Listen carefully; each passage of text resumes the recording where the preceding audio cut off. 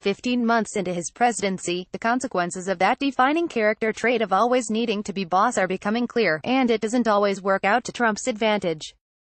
The latest sign of Trump's need for control is highlighted by the list of questions that special counsel Robert Mueller wants to pose in an interview.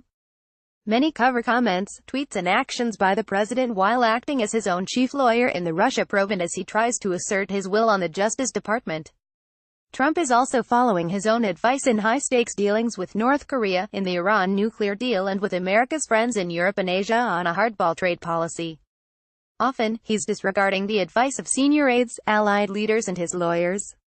Sometimes his determination to have his way is leading America in the world along a risky and uncertain path. He also seems to be deepening his own legal exposure. In other areas, it's possible that governing on a whim could pay off. No one can tell how any of it will end. But there is no doubt that Trump intends to dictate his own fate, whatever it is. Mueller vs. Trump's adamant refusal to be managed by his own legal team was revealed as never before in questions drawn up by his lawyers after their conversations with Mueller. 4 dozen queries, published by the New York Times, cover his alleged efforts to shield his first national security advisor, Michael Flynn, from James Comey, his firing of the former FBI director, his tweets and criticism of senior FBI officials and alleged campaign coordination with Russia.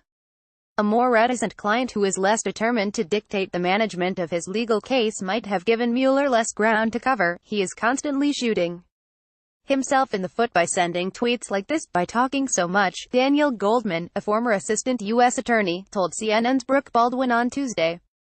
You can see it in the questions that Mueller wants to ask. Many of Trump's supporters might wonder why the president doesn't just put down the phone and quit tweeting, for his own self-preservation. But that's unlikely to happen. He is determined to control the narrative. Joseph Moreno, a former federal prosecutor, said Tuesday on CNN, the president's reflexive need to shape his story was also on display Tuesday when he tweeted that Mueller had no questions on collusion, even though the list of questions showed the special counsel was intimately interested in such alleged conduct. It's hardly the first time Trump has threatened his own legal position with his statements. Last week, in an interview with Fox and Friends, he said that the percentage of his legal work entrusted to his personal lawyer Michael Cohen was a tiny little fraction. That statement undermined Cohen's lawyers, who had been claiming a broad definition of attorney-client privilege on material seized in an FBI raid, some of which related to the Trump Organization.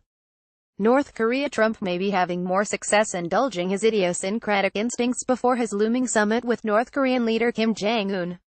Well, Kim's possible acquisition of a nuclear delivery system and the role of South Korean President Moon Jae-in are shaping the diplomacy. Trump is also getting credit for helping to fashion the breakthrough.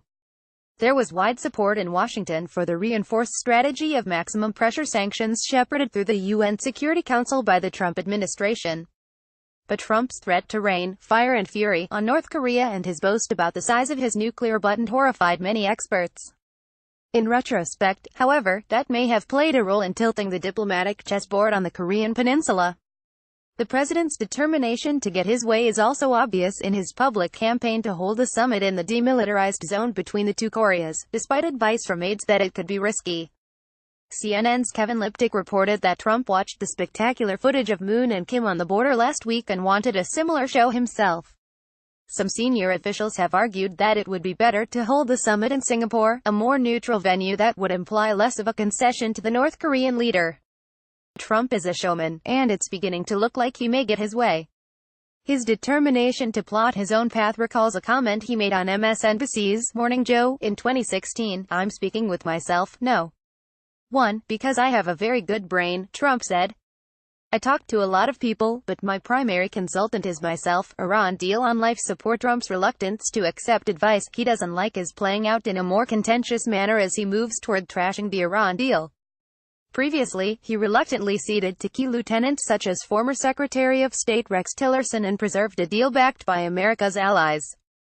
But facing a May 12 deadline, there are increasing signs that the president will follow his instincts and take a step that could ignite a new nuclear crisis with Iran. Trump has blasted the agreement reached by his predecessor Barack Obama, branding it insane and ridiculous. He has complained that it did not cover Iran's missile program, its efforts to project power in the Middle East, or what the U.S. describes as support for terrorism. Trump on Monday refused to make a definitive announcement. but Secretary of State Mike Pompeo has signaled he will probably quit the deal. French President Emmanuel Macron agrees. The White House also has backed Israel's claims this week that Iran lied about its past nuclear activity before the deal was signed. White House Press Secretary Sarah Sanders would not publicly say Tuesday that Iran was in compliance with the deal, even though facts suggest it is, apparently seeking to stay on the right side of her boss. Still, the administration has offered no sign that it has thought much about what will come next if the U.S. quits the deal, especially if Iran decides to resume uranium enrichment. That lack of forethought is a symptom of Trump's tendency to live and lead in the moment without gaming how his actions will play out 3 or 4 moves down the track. Trade power player Trump's impulsive demand for tariffs on steel and aluminum imports earlier this year set off a panic in his administration among officials forced to hurriedly implement his wishes. Yet the policy has proven to be more significant rhetorically than in practice. Under the cover of darkness Monday night, Trump granted Washington's allies in Europe, Canada and Mexico a new 1-month extension to an exemption from the move. The administration says it is negotiating with trade partners to impose quotas on steel and aluminum imports as it works to overhaul the NAFTA agreement in North America. Yet it remains to be seen just how much Trump's trade power play will really reshape global trade rules.